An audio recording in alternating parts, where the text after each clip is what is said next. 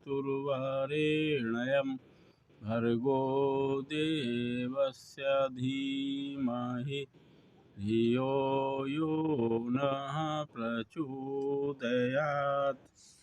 ॐ बर्हापीरं नटवरवपुः कर्णयोर्कर्णिकारं बिभ्रद्वासः कनककपिशं वैजयन्तीं च मालां रन्ध्रान्वेणूरधरसुधया पूरयन् गोपवृन्दैर्वृन्दारण्यं स्वपदरमणं प्राविशत् गीतकीर्तिं वन्दे राधापदाम्भोजं ब्रह्मादिसुरवन्दितं यत्कीर्तिं कीर्तनेनैवं पुनाति भुवनत्रयम्। ओम कृष्णाय वासुदेवाय हरे परमात्मने प्रणतक्लेशनाशाय गोविंदाय नमो नमः।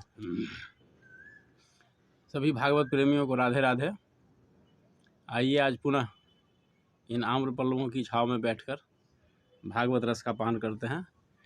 अभी तक हम लोगों ने सुना सप्तम स्कंद में कि जिस समय शिशुपाल की हत्या हुई और भगवान ने उसे अपना परम पद प्राप्त किया,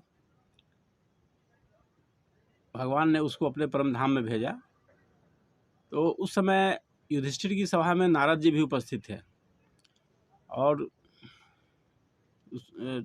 उस समय युधिष्ठिर जी ने बड़े ही आश्चर्यपूर्वक इस घटना को देखा और नारद जी से इस संबंध में प्रश्न किया कि जो शिशुपाल इतनी गालियां देता था भगवान को, उसको भी भगवान ने अपना परम पद दे दिया, यह कैसे?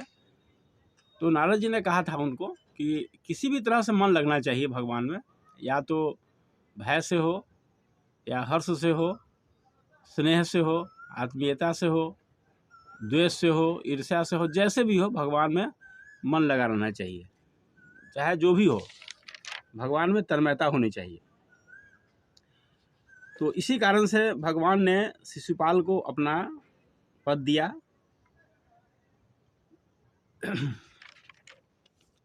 और इस प्रकार वह मुक्त हो गया। तो युधिष्ठिर ने पुनः पूछा, बड़े आश्चर्य हुआ था युधिष्ठिर जी को।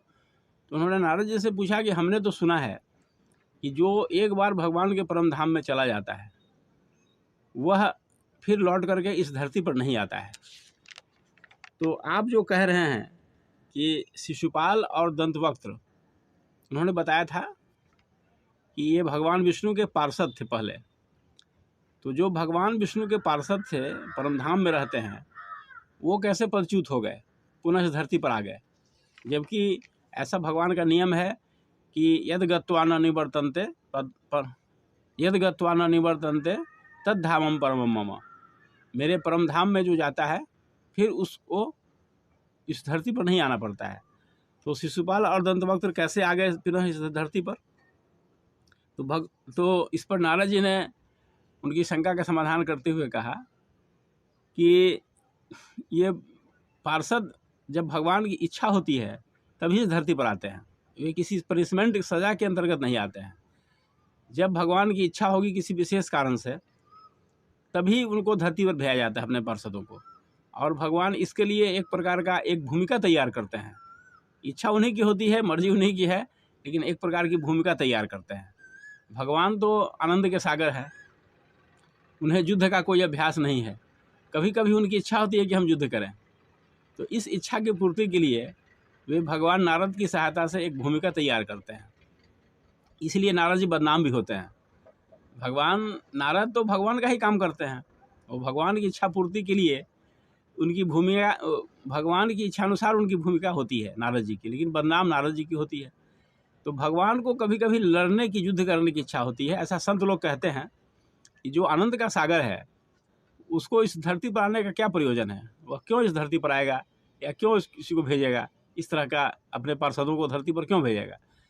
तो कहा जाता है, संत लोग का ऐसा निर्णय होता है कि भगवान को जब युद्ध करने की इच्छा होती है तो वे युद्ध की एक भूमिका तैयार करते हैं। तो इसीलिए ना हिरण्याक्ष को, हिरण्यकश्यपु को, पुनः रावण, ये कंस, ये सब धरती पर आए और भगवान ने उनसे युद्ध किया था अपनी इच्छा की पूर्ति के लिए। सब तो भगवान की लीला है, उनसे परे कुछ हो नहीं सकता है। तो यही उनकी इच्छा थी। फिर भी एक कथा का एक बैकग्राउंड होता है उसका। इच्छा तो भगवान की ही थी।